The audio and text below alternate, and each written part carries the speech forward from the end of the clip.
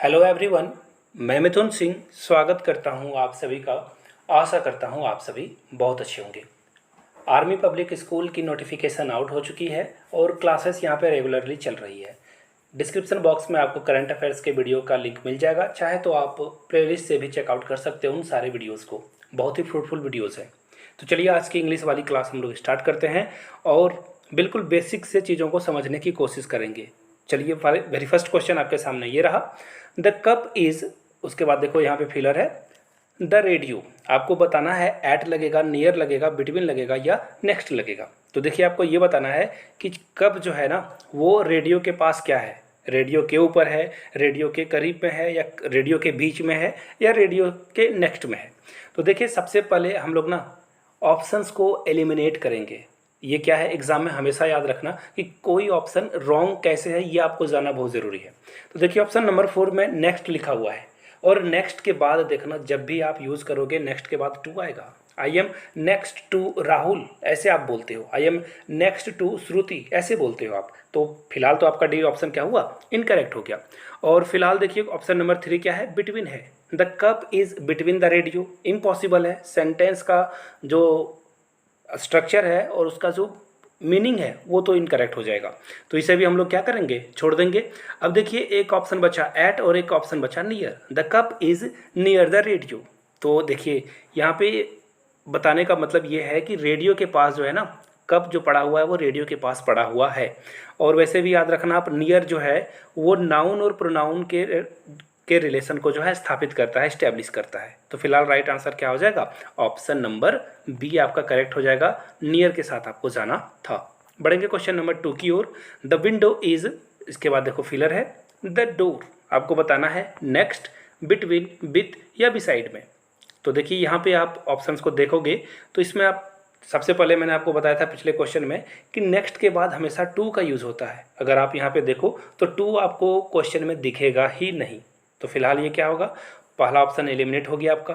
Between जो है दो लोगों के या दो चीज़ों के बीच में, टू थिंग्स के बीच में आप लोग देखते होंगे कि बिटवीन का यूज़ होता है। तो यहाँ पे भी दो चीज़ों को कंपेयर या वैसी कोई बात है नहीं, तो हम लोग यहाँ पे बिटवीन को भी यूज़ नहीं करेंगे। The window is with the door हो सकता है क्या, विंडो डोर के साथ है, ऐसा पॉसिबल नहीं है।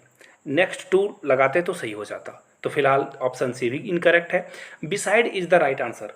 एक और बात मैं आपको बता दूं, फन फैक्ट, बाय भी अगर लगा होता ना तो भी वो करेक्ट होता। बाय के साथ भी आप जा सकते थे। The window is by the door.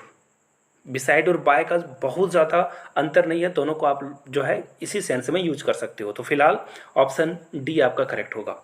बढ़ेंगे क्वेश्चन नंबर 3 की ओर। और 3 नंबर का जो क्वेश्चन है ये बड़ा बेहतरीन और बेहतरीन ढंग से जो है इस क्वेश्चन को मैंने पिक किया है ग्रामर के बुक से। What is that man. अब आपको बताना है इसका आंसर। ये क्वेश्चन अगर कोई आपसे पूछता है व्हाट इज दैट मैन, तो आप आंसर क्या करोगे, he is my brother, it is an old man, yes that is that man, he is a teacher. तो देखिए ऐसे क्वेश्चन का जवाब कैसे देना होगा। व्हाट इज दैट मैन, ये दैट जानते हो क्या इंडिकेट कर रहा है, ये पूछा जा रहा है उस इंसान का प्रोफेशन आपको बताना है। क्या बताना है, प्रोफेशन, कि वो कौन सा काम करता है। तो इसका जो राइट आंसर होगा, अगर आप सारे ऑप्शंस को देखो तो कहीं भी आपको जो है प्रोफेशन की बात की ही नहीं जा रही है। देखो 3 ऑप्शन इनकरेक्ट हो गए।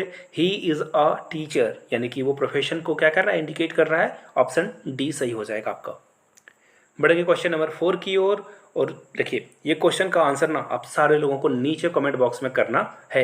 ये क्वेश्चन ऑफ द डे है। जो लोग पहले भी पढ़ चुके हैं उन्हें को पता होगा कि मैं क्वेश्चन पूछता हूं। तो ये रहा question of the day. Question of the day आप लिखोगे और नीचे अपना आंसर जरूर लिख दें।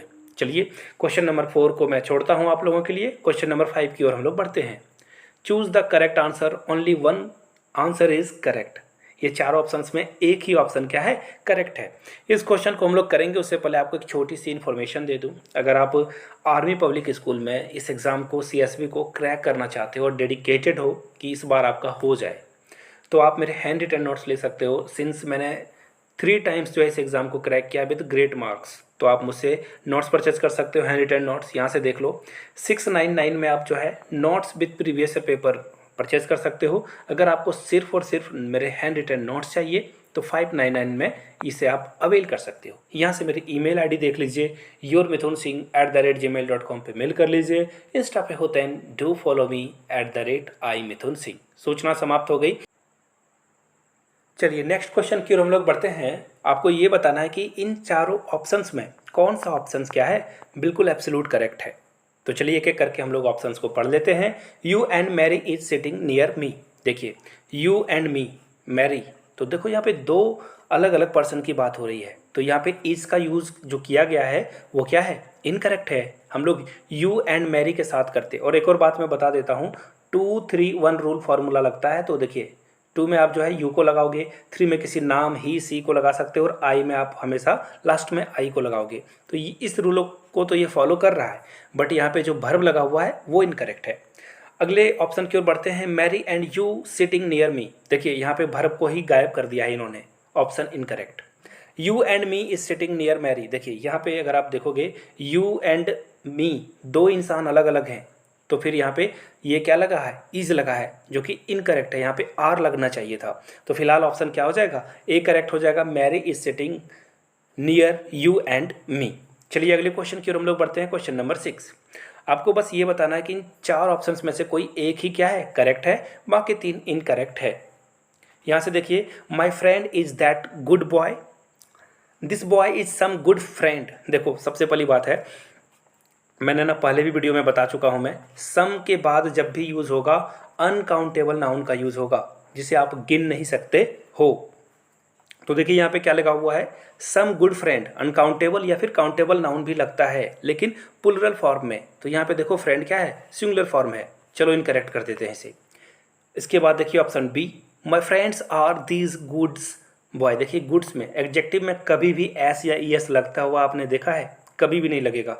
अगर बोल दोगे कि he is a bad boy, तो बैड में बैड से लगाते हैं क्या हम लोग, ये भी इनकरेक्ट हो गया। छोटी छोटी बातें होती है जिसे आपको पकड़ना होता है। क्वेश्चन नंबर 1 की ओर देखिए, these boy is a good friend. देखिए दीज जब भी यूज़ होता है ना, प्लुरल के लिए यूज़ होता है, तो दीज बॉय नहीं दिस बॉय होता तो ये करेक्ट होता। तो फिलहाल अगर हम लोग ऑप्शन को देखने की ओर बढ़ें तो ऑप्शन डी आपका करेक्ट होगा, my friend is that good boy. बढ़ेंगे क्वेश्चन नंबर 7 की ओर, और फिर से आपको यही बताना है कि कौन सा आंसर करेक्ट है। This is my shoe there. देखो शूज़ क्या है, एक बात हमेशा याद रखना, सीजर्स, शूज़, ट्राउजर्स, जीन्स, ये सारे टू में होते हैं। अगर किसी एक का एक जो है नहीं हो तो दूसरा कंप्लीट नहीं हो सकता है। सीजर यानी कि कैंची, कैंची से अगर एक पार्ट हट जाए तो दूसरा पार्ट इनकम्प्लीट हो जाता है। उसी तरह से शूज़ में हो या फिर चप्पल्स में हो तो एक पार्ट के बिना दूसरा पार्ट अधूरा होता है। तो यहाँ पे दिस नहीं लगेगा, यहाँ पे अगर दिस लगा होता तो ये करेक्ट होता। फिलहाल ऑप्शन ए इनकरेक्ट हो गया। Those are my shoes there. देखो those are my shoes there, ये ठीक ठाक लग रहा है, इसे रहने देते हैं। These are my shoes there, देखिए ये भी इनकरेक्ट है। ये ऑप्शन क्या है, इनकरेक्ट है, ये भी सही नहीं होगा। Those are my shoes here, देखिए दोज के साथ हेयर लगा दिया गया है जो कि गलत है, देयर होता सही हो जाता। तो फिलहाल जो राइट आंसर होगा यहाँ से आप देख लो ऑप्शन बी, ये जाएगा किसके साथ, ऑप्शन बी के साथ। बढ़ेंगे क्वेश्चन नंबर 8 की ओर। My brother is looking, filler है उसके बाद, his cat it may be in the garden. आपको बताना है कि उसका भाई जो है अपने बिल्ली को ढूंढ रहा है, खोज रहा है, और हो सकता है कि बिल्ली जो है गार्डन में हो। तो देखिए इस सेंस में क्या मिल रहा है आपको। देखिए सबसे पहले तो आपको पता होना चाहिए, आप यहाँ पे फ्रेजल वर्ब का यूज़ करोगे, लुकिंग के बाद क्या यूज़ होता है। तो देखिए लुक फॉर का क्या मतलब होता है, यहाँ पे आईएनजी लगा हुआ है लुक के साथ। तो देखिए लुक ऐसे भी अगर मैं लिख दूं लुकिंग फॉर, तो लुकिंग के साथ जो है फॉर का यूज़ होगा। लुकिंग फॉर का मतलब होता है टू सर्च, खोजना। तो फिलहाल जो राइट आंसर होगा वो होगा ऑप्शन नंबर डी। एक बात और मैं बता दूं, फ्रेजल वर्ब लुक का जो है ना लुक एट भी बनता है। तो इन चीज़ों को देख लीजिएगा। अगर कोई विद्वान व्यक्ति इस वीडियो को देख रहा है तो प्लीज़ रिक्वेस्ट है उनसे कि लुक के जितने भी फ्रेजल वर्ब हैं नीचे कमेंट करके बता दें, दूसरे का भला हो जाएगा। बढ़ेंगे क्वेश्चन नंबर 9 की ओर। आपको बताना है कि इनमें से कोई एक ही आंसर क्या है, करेक्ट है। देखिए सबसे पहली बात आप देखो, डज के साथ कभी भी आईएनजी वाला फॉर्म होगा ही नहीं, इनकरेक्ट हो गया ये। Is Millie now in Scotland living, देखो सेंटेंस का स्ट्रक्चर की इन्होंने धज्जियां उड़ा दी है, इनकरेक्ट है ये। Does Millie in Scotland now, देखो नाउ कभी भी डज के साथ ऐसे तो यूज होता नहीं है, ये भी इनकरेक्ट हो जाएगा। बढ़ेंगे question number option number D की ओर। तो देखिए, does Millie live in Scotland now. देखो ये बिल्कुल स्ट्रक्चर क्या है, नीट एंड क्लीन है, तो ये राइट आंसर हो जाएगा। डी के साथ हम लोग बढ़ेंगे प्रेजेंट इंडिफिनिट के। चलिए बढ़ते हैं नेक्स्ट क्वेश्चन की ओर। Monday is the first day, आपको बताना है Monday is the first day, तो इन चारों ऑप्शंस में से कौन सा करेक्ट होगा। The second is Thursday. देखिए मंडे के बाद क्या आता है, मंडे के बाद संडे, मंडे, ट्यूसडे, तो यहाँ पे देखिए थर्सडे की बात की गई है, इनकरेक्ट हो जाएगा ये। और इसी तरह से मंडे के बाद क्या आता है, ट्यूसडे, ट्यूसडे तो फोर्थ भी नहीं होगा, ये भी कटा। और अब देखिए सेंटेंस स्ट्रक्चर में अगर आप जाओगे और नॉलेज के अकॉर्डिंग भी, तो ऑप्शन बी आपका करेक्ट हो जाएगा। थर्सडे इज द फोर्थ, यही आपका क्या होगा, करेक्ट आंसर होगा। इस तरह की और भी वीडियो चैनल पे मिलते रहेगी। नए हो तो चैनल को सब्सक्राइब कर लेना है, घंटी वंटी का बटन नहीं दबाया तो दबा लीजिए। Thank you so much.